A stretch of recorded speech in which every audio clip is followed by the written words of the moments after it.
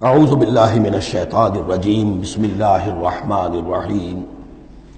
اب وہ ایک نقشہ کھینچ رہے ہیں کہ اللہ کے عباد الرحمن، اللہ کے بندے، خاص اللہ کے بندے، اللہ کے چہیتے بندے، اللہ کے محبوب بندے کیسے ہوتے ہیں۔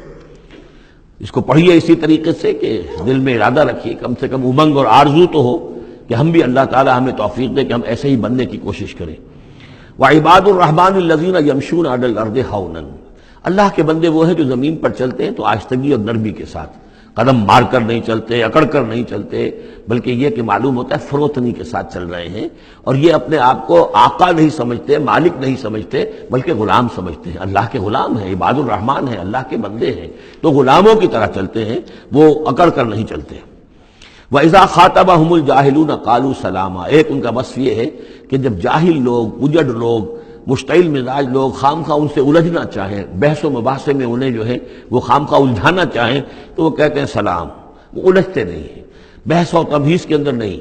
جب وہ دیکھتے ہیں کہ ایک شخص بحث پر اتر آیا، وہ اب بات سمجھنا نہیں چاہتا، اس کے اوپر ضد جو ہے وہ مسلط ہو چکی ہے، تو اب خام خواہ اس کے ساتھ وہ الجھے رہنا، جس کو ہم کہتے ہیں ہمارے ہاں وہ پنجاب میں یہ سینگ پھنسا کر آدمی جو ہے وہ اپنا وقت ضائع کرے، اس کا بھی وقت ضائع کرے، کوئی فائدہ نہیں۔ میچور آدمی یہ کہ دیکھے اگر تو واقعی یہ بات سمجھنا چاہ رہا ہے تو سمجھائے، نہیں سمجھنا چاہتا، اس کی اصل میں نیت ہی نہیں ہے، تو پھر خام خواہ اس کے ساتھ الجھنے کا فائدہ نہیں۔ والذین یبیتون لربہم سجدا وقیاما، اور وہ لوگ کہ جو راتیں بسر کرتے ہیں اپنے رب کے لیے سجدے اور قیام میں۔ یہاں وہ بات بہت واضح ہو گئی، جہاں تک 5 فرض نمازیں ہیں وہ تو فرض ہیں، وہ تو تعمیر سیرت کی بنیادیں ہیں، ان کی تو مداومت کرنی ہے۔ والذین یحافظون والذین هم علی صلواتہم یحافظون، لیکن یہ لوگ جو ہیں جن کے دل آشنا ہو گئے ہوں اللہ سے، اگر یہ اللہ کے ساتھ دوستی ہو چکی ہو، تو پھر یہ کہ رات کا وقت ہوتا ہے کہ جس میں وہ پھر بندہ اٹھتا ہے، کوئی دیکھ نہیں رہا ہے، لوگ سوئے ہوئے ہیں، کوئی ڈسٹربنس نہیں ہے۔ خیر ہماری تو آج کل شہری زندگی میں راتوں میں بھی ڈسٹربنس رہتی ہے، لیکن یہ کہ عام طور پر بہرحال دن کے مقابلے میں تو ایک سکون کی کیفیت ہوتی ہے۔ اس وقت اپنے رب سے راد و نیاز کی باتیں، کبھی اس کے سامنے کھڑے ہیں، کبھی سر بسجود ہیں۔ والذین یبیتون لربہم سجدا وقیاما، والذین یقولون، اور وہ کہتے رہتے ہیں سب کے باوجود، ربنا اصرف عنا عذاب جہنم، اے رب ہمارے عذاب جہنم کو ہم سے پھیر دے، دور کر دے۔ یہ سورہ نور میں بھی ہم نے پڑھا تھا کہ وہ ساری شخصیت جو ہے بیان کرنے کے بعد وہ اس کے بعد بھی لرزاں و ترساں رہتے ہیں۔ یوما تتقلب فیہ القلوب والابصار، ڈرتے رہتے ہیں اس دن کے خیال سے کہ جس میں نگاہیں اور دل الٹ دیے جائیں گے قیامت کے دن سے۔ ان عذابہا کان غراما، یقیناً اس کا عذاب جو ہے وہ چمٹ جانے والی شے ہے۔ انہا ساعت مستقر و مقامہ، پروردگار وہ جگہ جہنم جو ہے یقیناً بہت بری جگہ ہے، مستقل قیام کے لیے بھی اور تھوڑی دیر کے لیے بھی۔ جو میں نے عرض کیا تھا کہ دنیا میں بری سے بری جگہ بھی جو ہے اس میں بھی آپ تھوڑی دیر کے لیے جائیں گے تو ریکریشن ہو جائے گی چینج کی وجہ سے، اور اچھی سے اچھی جگہ جو ہے اس میں بھی مستقل رہنا پڑے تو پھر اس کے اندر کوئی حسن اور کوئی جو ہے دلچسپی باقی نہیں رہے گی۔ تو اس کے بجائے جو جنت کا اور جنت کا تصور دیا جا رہا ہے، جنت اتنی اچھی جگہ ہے کہ مستقل طور پر رہنے کے باوجود اس کی دلچسپیوں میں، اس کی رعنائیوں میں کوئی کمی نہیں ہوگی، اور جہنم اتنی بری جگہ ہے کہ ایک لحظے کے لیے بھی کسی کا قدم وہاں گیا تو وہ اپنی پوری جو ہے سختی اس کے اوپر ظاہر کر دے گی۔ والذین اذا انفقوا لم یسرفوا ولم یقتروا وکان بین ذلک قواما، اور وہ لوگ کہ جو خرچ کرتے ہیں تو نہ تو وہ اسراف کرتے ہیں اور نہ ہی بخل سے کام لیتے ہیں، بلکہ اس کے بین اعتدال جو ہے واقعہ یہ ہے کہ دنیا کا مشکل ترین کام ہے، توازن اور اعتدال۔ ظاہر بات ہے یہ لوگ جو میچور ہیں، سمجھدار ہیں، اب ان کے ہاں یہ ہوگا کہ ان کے اس خرچ کرنے کے معاملے میں بھی اعتدال ہوگا۔ والذین لا یدعون مع اللہ الہا آخر، 3 کبیرہ گناہ وہ ہیں جیسا کہ ہم نے پڑھا ہے سورہ نساء میں بھی، ان تجتنبوا کبائر ما تنہون عنہ، تو بڑے بڑے گناہ وہ کون سے ہیں کہ جن سے اگر تم باز رہو تو باقی چھوٹے گناہ تو اللہ تعالیٰ جو ہے وہ معاف بھی کرتا رہے گا۔ اور ان میں سے سب سے بڑا تو 2 مرتبہ فرمایا شرک، اور شرک کے بعد پھر قتل ناحق اور پھر زنا، یہ 3 ہیں۔ قتل ناحق سے بھی در حقیقت تمدن کی جڑ کٹ جاتی ہے، اور زنا سے تمدن جو ہے وہ سڈاس بن جاتا ہے، پھر اس کے اندر گندگی ہو جاتی ہے۔ تو اس حوالے سے یہ 3 چیزیں یہاں بیان کی جا رہی ہیں۔ والذین لا یدعون مع اللہ الہا آخر، وہ لوگ کہ جو نہیں پکارتے اللہ کے ساتھ کسی اور معبود کو۔ ولا یقتلون النفس التي حرم اللہ الا بالحق، نہ ہی قتل کرتے ہیں کسی جان کو جس کو کہ اللہ نے محترم ٹھہرایا ہے مگر حق کے ساتھ۔ قتل کے بدلے قتل والا معاملہ ہے، یا مرتد کا قتل ہے، یا زانی شادی شدہ کا رجم ہے، جو بھی ہے. ولا یزنون، نہ وہ زنا کرتے ہیں. ومن یفعل ذلک یلقى اثاما، اور جو کوئی بھی یہ کام کرے گا وہ اس کی پاداش کو پکڑ کر اس کو جو ہے اس حاصل کر کے رہے گا، یعنی لازمہ اس کی سزا اس کو مل کر رہے گی. یلقى اثاما یضاعف له العذاب یوم القیامہ، قیامت کے دن اس کا عذاب دگنا کر دیا جائے گا.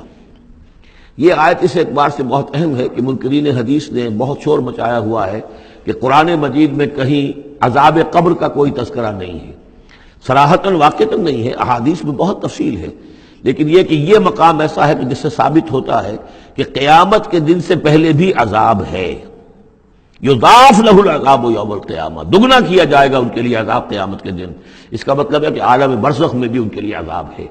اور جو فرمایا گیا ہے کہ یہ جو قبر کا گڑھا ہے یا یہ جہنم کے گڑھوں میں سے ایک گڑھا ہے، اور یا جنت کے باغیچوں میں سے ایک باغیچہ ہے، اور یا تو وہاں ایک کھڑکی کھول دی جاتی ہے جنت کی جہاں سے ٹھنڈی ہوائیں اور خوشبوئیں آتی رہتی ہیں، اور یا یہ کہ کھڑکی کھول دی جاتی ہے جہنم کی طرف جس سے آگ کی لپٹ اور گرمی جو ہے اور لو جو ہے وہ آتی رہتی ہے. یضاعف له العذاب یوم القیامہ، قیامت کے دن اس کے لیے عذاب دگنا کر دیا جائے گا. ویخلد فیہ مہانا، اور پھر وہ رہے گا اس عذاب میں ہمیشہ ہمیشہ. الا من تاب، استثناء ہے، استثناء یہ ہے من تابہ، جو جس نے توبہ کر لی دنیا ہی کے اندر موت کے آنے سے پہلے ما لم یغرغر. الا من تابہ وآمن، اور ایمان لایا. گویا کہ جو شخص اس قسم کے گناہوں میں مبتلا ہوتا ہے چاہے وہ قانوناً کافر نہ ہو، حقیقتاً وہ کافر ہو جاتا ہے، ایمان اس کے دل سے نکل جاتا ہے. لہذا توبہ گویا کہ اثر نو ایمان لانے کے مترادف ہے. الا من تابہ وآمن وعمل عملا صالحا، اور وہ پھر عمل کرے نیک. فاولئک یبدل اللہ سیئاتہم حسنات، تو ایسے لوگوں کی برائیوں کو اللہ تعالیٰ نیکیوں سے بدل دیتا ہے. اس کے دونوں معنی ہے کہ توبہ کے نتیجے میں ایک تو نامہ اعمال میں جو اندراج ہوا تھا برائی کا وہ صاف ہو جائے گا اور اس کی جگہ نیکی کا اندراج ہو جائے گا.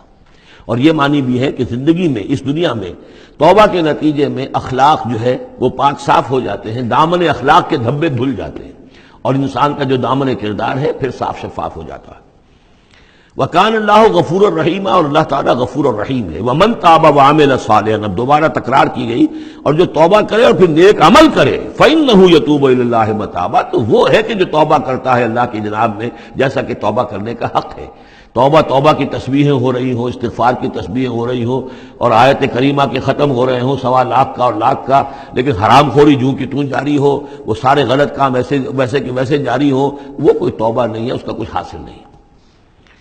والذین لا یشهدون الزور، اور وہ لوگ کہ جو جھوٹ کے پر موجود بھی نہیں رہتے. جھوٹ کی گواہی والی بات نہیں ہے یہاں، لیکن جھوٹ کی گواہی تو گویا کہ اس کے اندر خود بخود امپلائڈ ہے، یعنی ان کے اندر صداقت اور حق کے ساتھ اتنی غیرت ہوتی ہے کہ جہاں کوئی جھوٹ کا گزر بھی ہو وہاں وہ اپنی موجودگی بھی پسند نہیں کرتے. جھوٹ کا دھندا ہو رہا ہو، جھوٹ کا کاروبار ہو رہا ہو، جھوٹ بولا جا رہا ہو، یہ وہاں پر ان کی غیرت اور حمیت جو ہے صداقت کے ساتھ اور سچ کے ساتھ وہ اتنی ہے کہ وہ وہاں موجودگی بھی اپنی برداشت نہیں کرتے. وَإِذَا مَرُّوا بِاللَّغْوِ مَرُّوا كِرَامًا، اسی طریقے سے جب وہ کسی لغو کام کے پاس سے گزرتے ہیں تو اپنے دامن کو بچا کر گزر جاتے ہیں. دیکھیے وہاں بھی تھا سورہ مومنین کو شروع کی آیات میں وَالَّذِينَ هُمْ عَنِ اللَّغْوِ مُعْرِضُونَ، کہ جو لغو سے اعراض کرتے ہیں. اور یہاں یہ کہ اس کے پاس سے اگر گزر ہو بھی جائے اتفاقاً، خود تو قصد کرنا جو ہے بہت دور کی بات ہے، اس کا کوئی امکان ہی نہیں. اتفاقاً آپ راستہ چل رہے ہیں اور دیکھ رہے ہیں کوئی مداری کا تماشا ہو رہا ہے، آپ کا کوئی ارادہ نہیں تھا، لیکن وہاں رکیے بھی نہیں، وہاں سے جو ہے اپنے دامن کو بچاتے ہوئے نکل جائیے. والذین اذا ذکروا بآیات ربہم، اور وہ لوگ کہ جن کو جب ان کے رب کے آیات کے ذریعے سے نصیحت کی جاتی ہے، سمجھایا جاتا ہے، لم یخروا علیہا صما وعمیانا، تو نہیں گر پڑتے اس پر بہرے اور اندھے ہو کر. اس کے بھی دونوں معنی ہیں. ایک تو یہ کہ مخالفت پر اندھے بہرے ہو کر کمر کس لینا جیسے کہ قریش کر رہے تھے، تو گویا کہ تعریض ہے، ان پر ایک طنزیہ انداز ہے یہ کہ یہ لوگ جس طریقے سے کر رہے ہیں وہ معاملہ اللہ کے بندوں کا نہیں ہوتا. لیکن یہ دوسری طرح یہ بات بھی ہے کہ آیات قرآنیہ کو بھی اندھے بہرے ہو کر تو نہیں پڑھنا ہے اور سننا ہے، بلکہ غور کرنا ہے. افلا یتدبرون القرآن ام علی قلوب اقفالها، تو کیا یہ قرآن کی آیت پر تدبر نہیں کرتے؟ وَتَدَبَّرُوا فِيهِ لَعَلَّكُمْ تُفْلِحُونَ، تدبر کرو تاکہ تم سمجھو.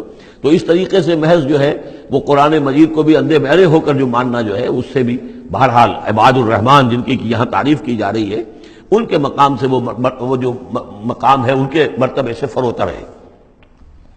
وَالَّذِينَ يَقُولُونَ رَبَّنَا هَبْ لَنَا مِنْ أَزْوَاجِنَا وَذُرِّيَّاتِنَا قُرَّةَ أَعْيُنٍ، اور وہ لوگ جو کہتے ہیں کہ اے رب ہمیں اپنی بیویوں اور ہماری اولاد کی طرف سے آنکھوں کی ٹھنڈک عطا فرما، یعنی یہ کہ جس راستے پر ہم چل رہے ہیں ہماری اولاد ہمارے گھر والے بھی اسی راستے پر چلیں تاکہ ہماری آنکھیں ٹھنڈی ہوں۔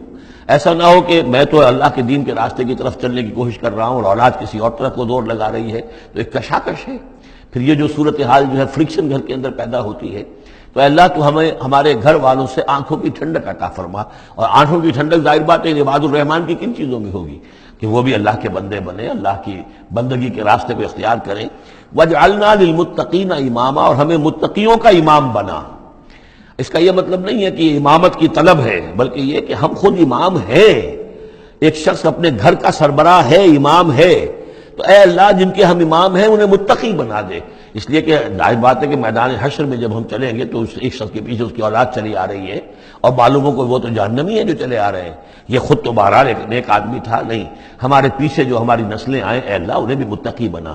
جن کے ہم امام ہیں، جو ہمارے پیچھے ہیں، جن کے کہ ہم دنیا میں جیسے کہ فرمایا ہے ایک حدیث میں بھی آتا ہے کلکم راعٍ وکلکم مسئول عن رعیتہ، تم میں سے ہر شخص کی حیثیت ایک چرواہے کی ہے، اور اللہ نے کچھ نہ کچھ مخلوق جو ہے اپنی اس کے چرواہے کے حوالے کی ہے۔ تمہاری اولاد ہے، تمہاری بیوی ہے، یہ گھر کنبہ ہے، یہ تمہارا جو ہے یہ گویا کہ تمہارے متبعین ہیں، تمہارے فالوورز ہیں، تو اللہ ہمارے فالوورز کو متقی بنا دے اور ہماری جو امامت ہے وہ متقیوں کی امامت ہو۔ اولئک یجزون الغرفۃ بما صبروا، یہ وہ لوگ ہیں کہ جن کو بالا خانے ملیں گے ان کے صبر کی جزا میں، انہوں نے صبر کیا۔ ظاہر بات ہے کہ اللہ دنیا میں بے شمار مواقع آتے ہیں حرام خوری کے، ایک بندہ مومن بچتا ہے، بہت سے مواقع پر اللہ تعالیٰ موقع دے کر آزما لیتا ہے کہ ذرا سی بھی اس کی اندر کمی ہو تو پھر یہ نکل جائے کسی غلط راستے کی طرف۔ انسان جو ہے صبر کرتا ہے، جذبات کو روکتا ہے، اپنی خواہشات کو روکتا ہے، شہوات کو تھامتا ہے، ان تمام چیزوں کو سنبھال کر یہ سب گویا کہ پوری زندگی صبر ہے۔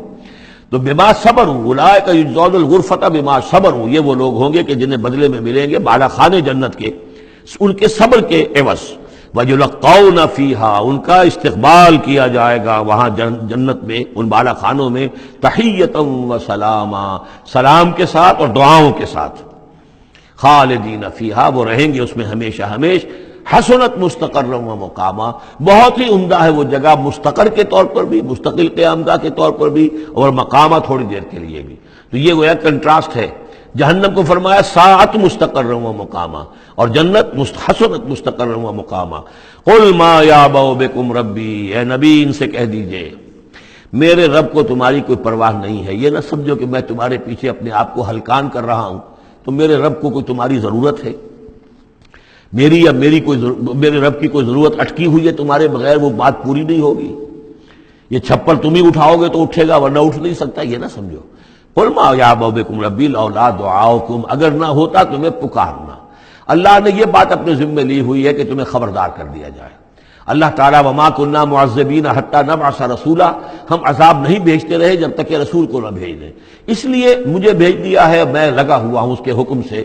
میں تمہاری گلیوں میں بھی تمہیں سنا رہا ہوں، تمہارے گھروں میں جا کر تم سے بات کر رہا ہوں، اکیلے اکیلے بھی بات کر رہا ہوں، ڈنکے کی چوٹ بھی کر رہا ہوں، لیکن یہ نہ سمجھو کہ کوئی اس میں میری غرض ہے یا میرے رب کی کوئی ضرورت ہے۔ قل ما یعبأ بکم ربی، میرے رب کو تمہاری پرہیزگاہ کے برابر کوئی وقت تمہاری نہیں ہے ان کے نزدیک۔ لولا دعاؤکم، اگر نہ ہوتا تمہارا پکارنا۔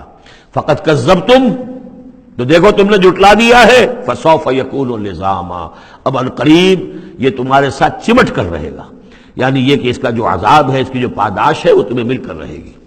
صدق اللہ العظیم۔